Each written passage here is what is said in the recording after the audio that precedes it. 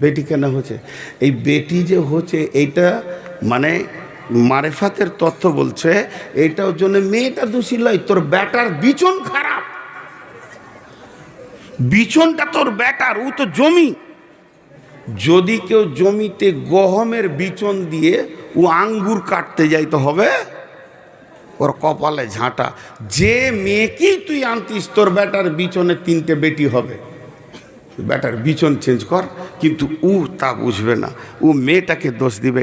মেয়েদের উপর এখন অত্যাচার চলছে, যে লসটা কোন জায়গায় হচ্ছে ওইটা আমি দেখাবো, তারপরে পরের আয়াতে যাব। লসটা যদি না দেখেন তাহলে চেতনা ফিরবে না। এবার আসেন, আল্লাহ তাবারাক ওয়া তাআলা বিবির ব্যাপারে কত সুন্দর কথা বলেছেন। হুন্না লিবাসুল লাকুম ওয়া আনতুম লিবাসুল লাহুন্না। কিন্তু তারপরও আমি যে কথা বলছি, যে একটা বিবির উপরে এত অত্যাচার চলে, বৌমাগুলো যেন বাড়িকে ক্ষতি করে ফেলছে। এটা আন ওটা আন, বাপের বাড়ি থেকে ফিরিয়ে যান, আর কিছু আন, আমার বেটা পারবে না। এটা যদি তোর বক্তব্য হয় তাহলে তোকে ভাবারও দরকার ছিল না। মা বেটার আত্মীয়তা কাটতে পারবে না। এর থেকে ধারালো অস্ত্র হচ্ছে মেয়েদের চোখের পানি। এমন করে স্বামীর কাছে কাঁদবে, যে মা জন্ম দিয়েছে তার সঙ্গে সম্পর্ক চলে যাবে, বাপের সঙ্গে সম্পর্ক চলে যাবে। বাপ আঙুল ধরে ধরে মানুষ করেছে, বেটা আমার ভবিষ্যতে পাশে পাশে থাকবে, সেই বেটা শ্বশুর ঘরে গিয়ে থাকবে। অতএব এত ধারালো অস্ত্র পৃথিবীতে আর নাই। নারীরা 3 জায়গায় কাঁদে, নারীরা 3 জায়গায় কাঁদে, নারীরা 3 জায়গায় কাঁদে। একটা হলো অস্ত্র বানানোর জন্যে কাঁদে, এরা সুখেও কাঁদে দুঃখেও কাঁদে। অতএব দুঃখে যদি বিবি কাঁদে, আপনি দুঃখের সঙ্গী হয়ে যান। আর যদি সুখে কাঁদে, তার সঙ্গে সুখের আনন্দে আপনিও আনন্দ করেলেন বিবির সঙ্গে। কিন্তু বিবি যদি অস্ত্র বানানো, ও কি বলছে, এই হতভাগার দল, তুই বেটির মাপকে বেটিকে বলছিস আমার বেটা ফ্রিজ কিনতে পারবে না, তুই ফ্রিজ লিয়াই। খাট কিনতে পারবে না, তুই খাট লিয়াই। আমার বেটা ড্রেসিং টেবিল কিনতে পারবে না, তুই লিয়াই। যদি তোর বেটা কিছুই না পারে তো বিয়ে কেন দিলি? তুই এটাও কেন বললি না যে আমার বেটা ছেলে বানাতে পারবে না, 2টো ছেলে লিয়াই? তাতে খুব সাড়বার, এতে তোর খুব ক্ষমতার জোর। কিন্তু বিবির পেছনে যে তোমাকে খরচা করতে হবে। আল্লাহ বলেছেন, অবিমা আনফাকু মিন আমওয়ালিহিম ফাসসালিহাতুন কানিতাতুন হাফিদাতুন লিল গায়বি বিমা হাফিজাল্লাহ ওয়াল্লাতী তাখাফুনা নুসুজাহুন্না ফাইজুহুন্না ওয়াহজুরুহুন্না ফিল মাজাজি'i ওয়াজরিবুহুন্না ফাইন আতানাকুম ফালা তাবগু আলাইহিন্না সাবিলা ইন্নাল্লাহা কানা আলিয়ান কাবীরা।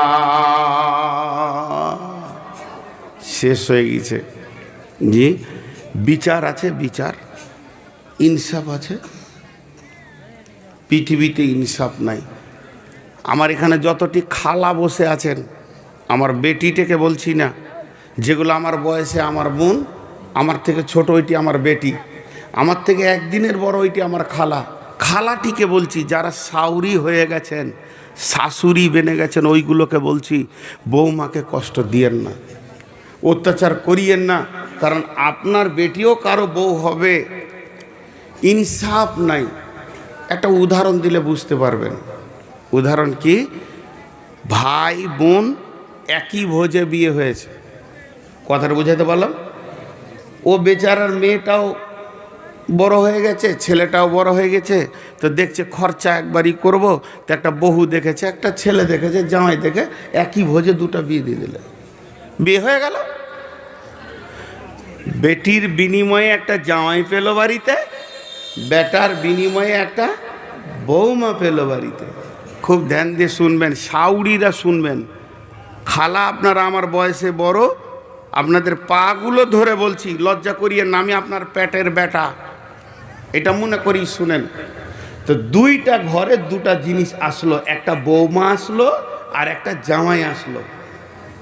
এবার বলেন, ওই জামাইটার যে আনন্দ লুকিয়ে আছে তোর বেটির কাছে, তেমনি তোর বৌমার কাছে তোর বেটার আনন্দ লুকিয়ে আছে। এটা কম করা যাবে?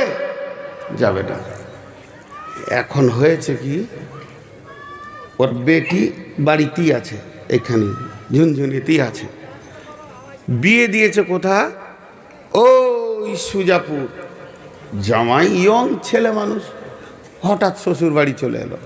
যে বিবি আছে তো আসবে না, ঘন ঘন আসবে, চলে এলো হঠাৎ।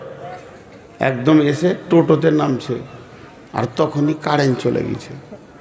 কারেন্ট চলে গেছে তো ঘরে বসতে দিয়েছে। তো শাওরি জিজ্ঞেস করছে, বাবা কেমন আছো, তোমার আব্বা মা কেমন আছে? ভালো আছে। সব জিজ্ঞেস হয়ে গেল। দিয়ে বেটিকে বলছে, খাদি জায়গায় পাখা করে দে ছেলেকে, দেখ কত কষ্ট করে গরম করে এসছে। ঠেলে দিলে বেটি নতুন নতুন লজ্জা করে, যা পাখা করে দে, পাখা করে দে, খাবারটা তুই লে যা, চাটা তুই লে যা। কেন? প্রত্যেকটি মা চায় আমার বেটিকে আমার জামাই প্রেম মহব্বতের বন্ধনে বেঁধে রাখুক। নতুন বিয়ে হয়েছে, বাইক নিয়ে 10টার সময় গেল একবার ফারাক্কা, আবার 12টার পর গেল কালিয়াচক। জোহরের সময় আরাম করে আসরের সময় আবার বলছে চল কালিয়াচক যাব। নতুন বিবি, নতুন বাইক, শুধু যেন আনন্দের ফুর্তিতে দৌড়ছে। আর ওই খালা পাড়াতে বলে বেড়াচ্ছে, বোন গে জামাই একটা পেয়েছি, আমার বেটি ছাড়া সে কিছুই বোঝে না। সব সময় আমার বেটি 3 দিন থেকে গেলে সে 2 বার আসবে। শুধু তাই নয়, আমার বেটি যদি বলে একটা টিপ নিব কিংবা একটা ঠোঁট পালিশ নিব, গাল পালিশ নিব, ও নিজে আনবে না, বেটিকে সঙ্গে নিয়ে হাঁটবে। কলিজা ঠান্ডা হয়ে গেছে বোন, তোদের দোয়া ছিল, জামাই পেয়েছি কলছান্ডা। এরপরে হলো কি, বেটাকে বাপ পাঠিয়েছে, যা কাজ করতে হবে, মাঠে যা, বাগানে যা, এতটা কাজ আছে। কিন্তু তার কি কাজে মন বসছে? তারও নতুন বউ বাড়িতে আছে, সে কতক্ষণে ভাবছে হাবিবার মুখ দেখব, কারণ তারও বিয়ে হয়েছে ধুলিয়ানে। ওই রকম বউটা তার ঘরে রয়েছে। মাঠে থেকে হোক, বাগান থেকে হোক, 3-4 ঘন্টা 10 ঘন্টা বউকে দেখতে পায়নি। ক্লান্ত হয়ে যখন বাড়ি ঢুকছে, তখন বেলা 1:30 বাজে।